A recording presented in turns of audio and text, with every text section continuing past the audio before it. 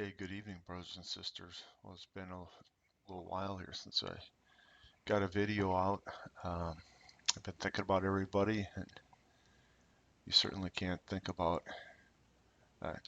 think about going home with all the stuff that's going on here with the Ebola scare and stuff going on in the Middle East. And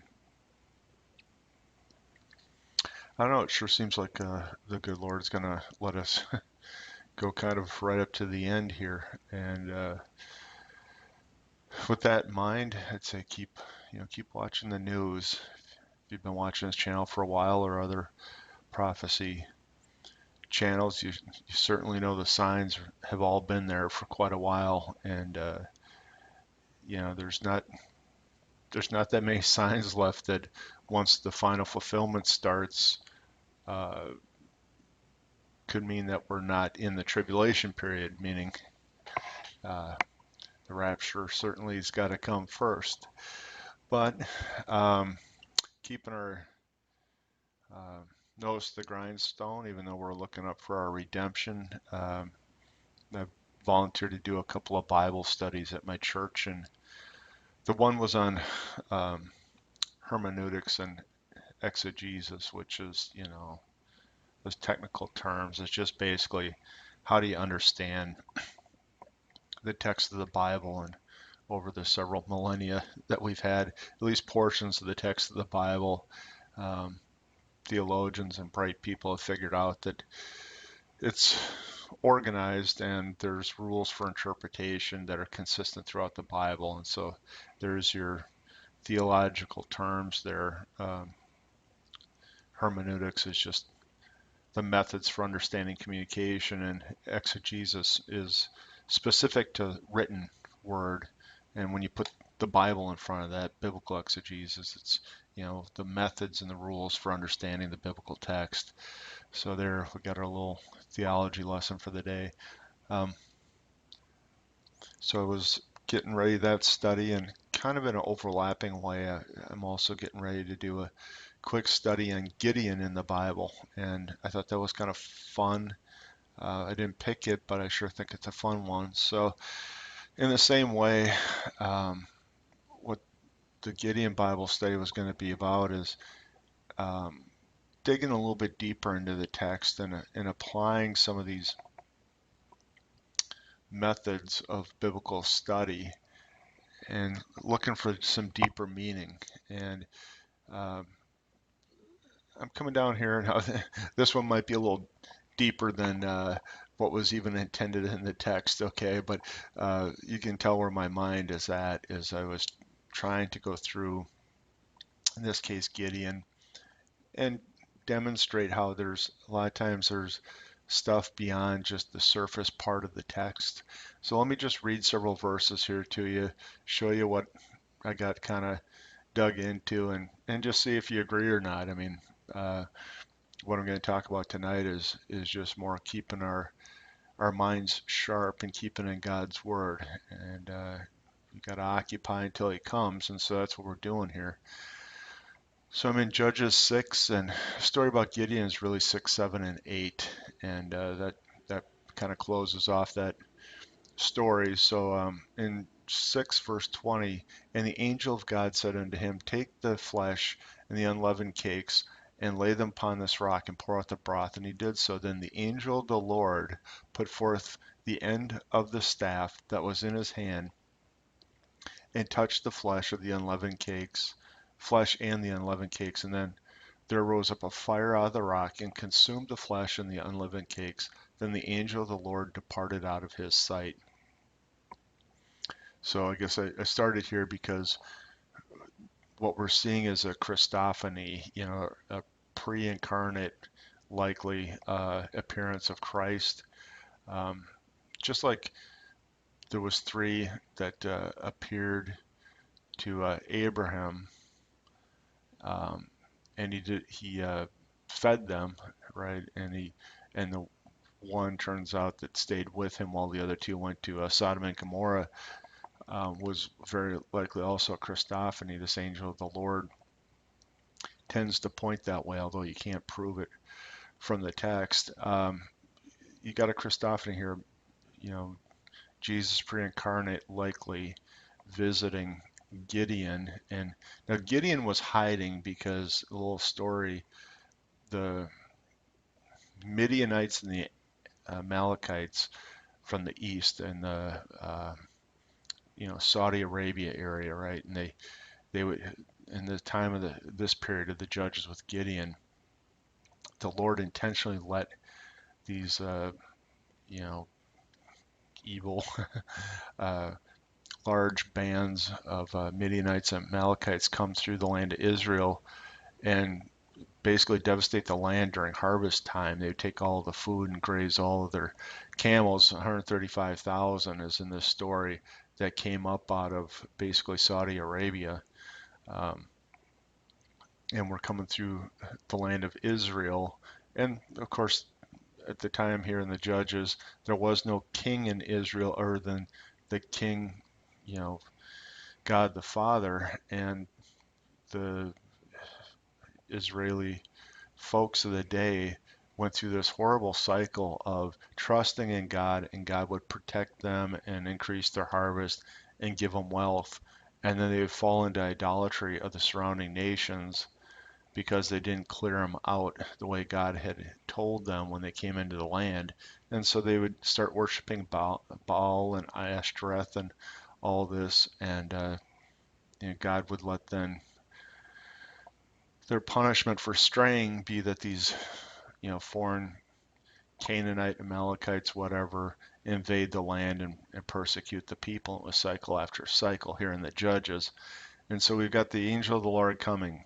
Gideon is the least of his clan in the tribe of Manasseh.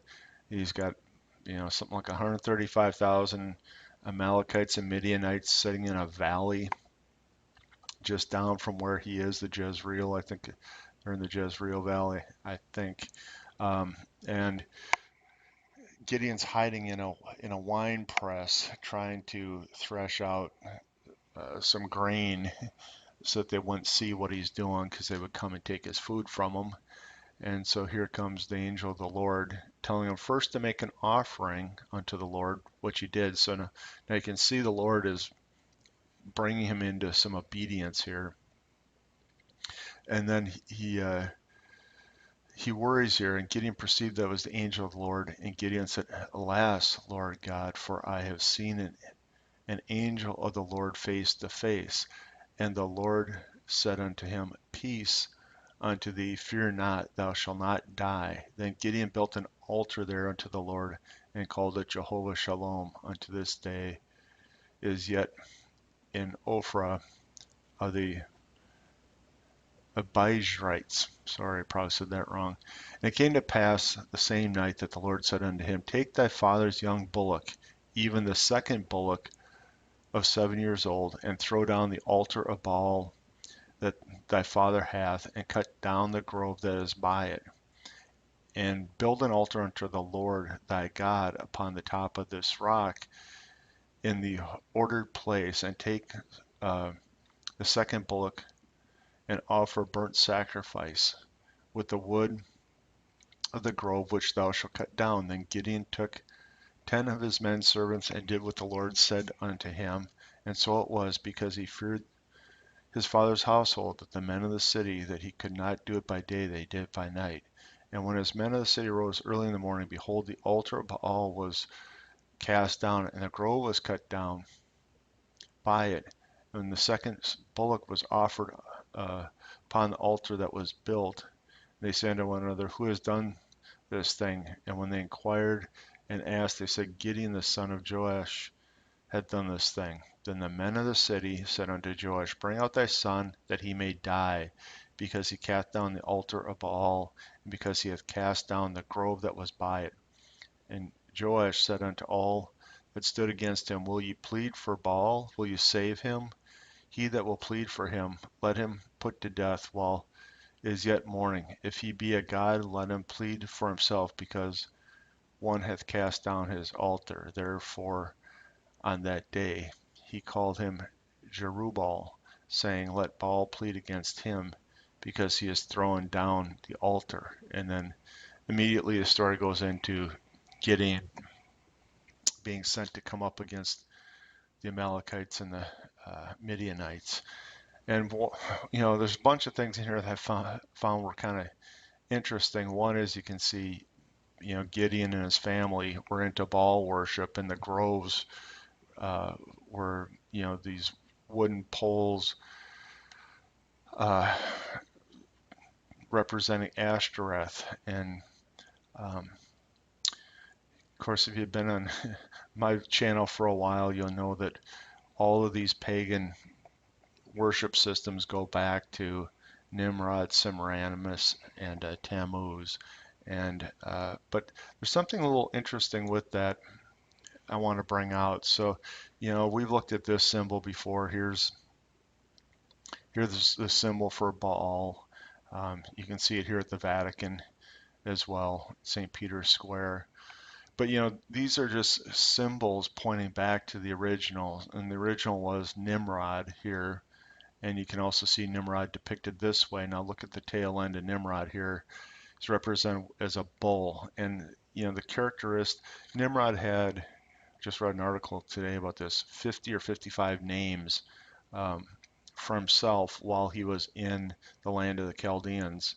And then after the dispersion, you can imagine, when the languages were confused and they were sent out across the face of the earth, those 50 names for Baal or for Nimrod, one of them being Baal, of course, would change with the languages going out across the earth. So it is hard to track, but you can just see here from, the archaeology, it's not that difficult. You can see Nimrod, and Nimrod then also being represented as a bull, probably for virility and strength and whatever, right? So you got Nimrod as the bull. He's also, after died, he was supposed to have ascended toward the sun, and so now you got the combination. It's not much of a mystery. Here's the Israelites that had just come out of Israel worshiping the bull with the sun on its head. Okay, so it's not that tough to track. And yes, it's in the Catholic Church. The Eucharist is the sun. You can see here they worship Baal. They built their St. Peter's Square and the cathedral around it. It also becomes Molech.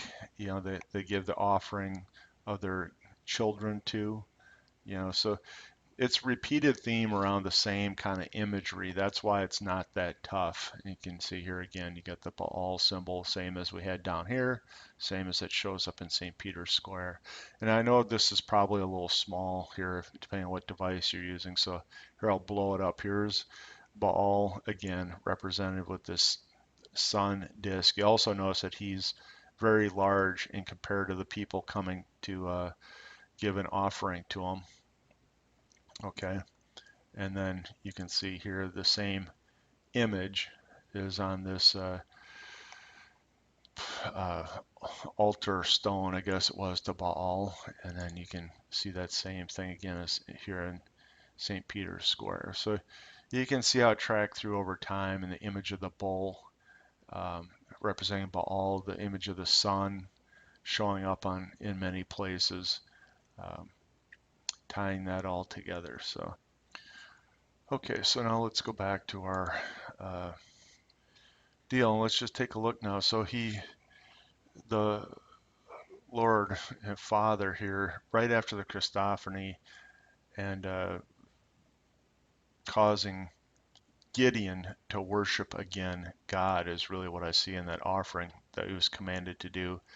The Lord, capital Lord, said to take a bullock, even the second bullock 2 years old. Right away, I'm thinking a couple of things. One is Gideon is not a Levitical priest, um, yet he's doing an offering. Now, a bullock offering was the sin offering in the Mosaic law, but he's not a Levite. So this isn't a sin offering. What I think is going on here is just the way that when they came out during the Exodus, well, right before the Exodus, you had the plagues in Egypt, right? And theologians have said, well, those plagues represented judgment on the Egyptians using images that they had of, different gods and deities that they worship. So the plague of flies, uh, you know, they worshiped the fly. I forget why that was, but each judgment was against one of the gods of Egypt.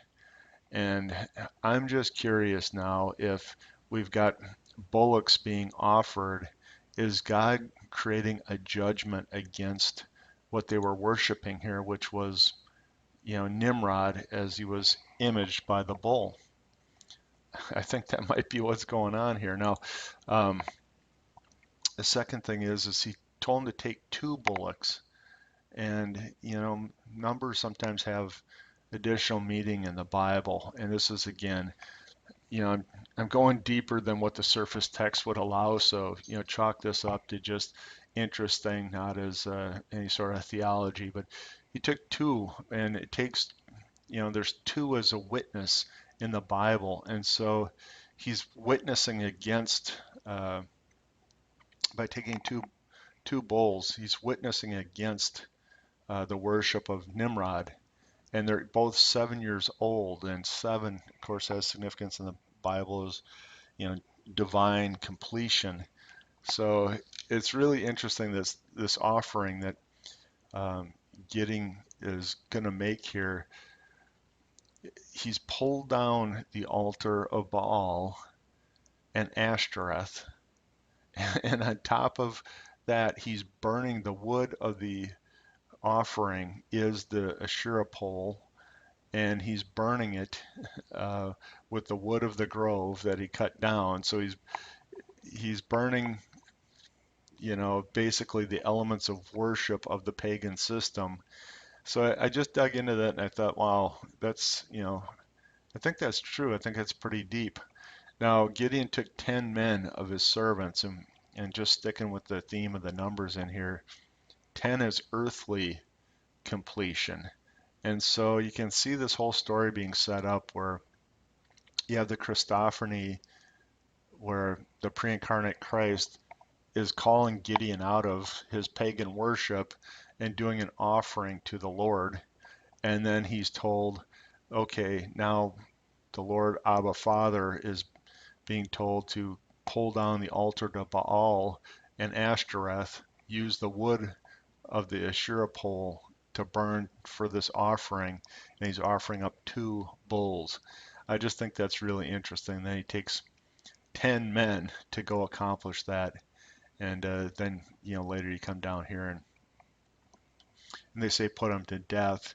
The people of the city, when they see that the altar to Baal and Ashtoreth was pulled down, and they said, well, let Baal do it. And so um, just like David and Goliath, um, if you remember that story, which is a lot more popular probably than this one, um, during the ancient biblical days, when you'd have two big warring factions and their gods were invoked, and that's what happened with David and Goliath. Goliath, you know, represented, he was a giant representing the Philistines, and David said, "How dare that uncircumcised Philistine talk?"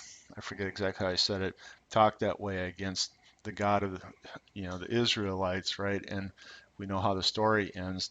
David goes out there with just a slingshot, beans him in the head, and cuts his head off. And in those days, the whoever won the battle was thought to have won because their God was with them. And a lot of times, a champion battle was just one person from each side would go to fight, like David against Goliath, because it was really the gods backing them that were fighting for them, was the belief. And so I just see the same setup sort of being set here. We've got, the altar to Baal, the Asherah pole, and now it's being pulled down and burned as a sacrifice against it. And then right away, the next thing we see is literally you got Gideon going into battle against the Midianites and the Amalekites, which were part of those tribes where those false belief systems came from. And so it's kind of like a champion battle in a way. Gideon goes in with only 300 people against 135,000, uh, which is just stunning odds. And so I just thought I'd share that with you. We're trying to do a little bit deeper study on Gideon, and we're trying to use a little bit of our understanding of hermeneutics and symbology and meaning of numbers in the text. And when I was reading this, I just thought, wow, it's probably a lot deeper than what the surface story is, and the surface story is really neat to begin with. So I'll leave you guys with that. You know what, Saints, certainly looking like we're coming to a close here, and if you don't know the Lord, um, or if you haven't surrendered to Him, I keep saying this, but one day it's going to be true. We don't know what the last day is or what the last video is going to be, and if you got any doubt in your heart whether you surrendered to the Lord or not, today is the day. Get yourself down off of running your own life. Give it up to the Lord. Confess that you're a sinner. Accept His free payment, His death and resurrection for your sin. Just say, Jesus, I know I'm a sinner and I know you're coming soon. Um, I can't save myself. Jesus, save me through your blood on the cross and your resurrection. Save me, please, Lord Jesus. That's all you got to say, and you'll be with Him for eternity and with us for eternity. And um, it's just going to get way bad down here. You can already see it. I mean, even set aside Ebola, look at all the other plagues that are breaking out, whether they're man-made or not, they're breaking out everywhere. And just I just don't think it's going to be that much longer. So God bless everybody. Private message me, hit the about on the YouTube video, and send me a message if you don't know the Lord, or if you want somebody to pray with. I'd be more than happy to. Okay, saints, we'll see if there's, if Lord willing, see you on the next video.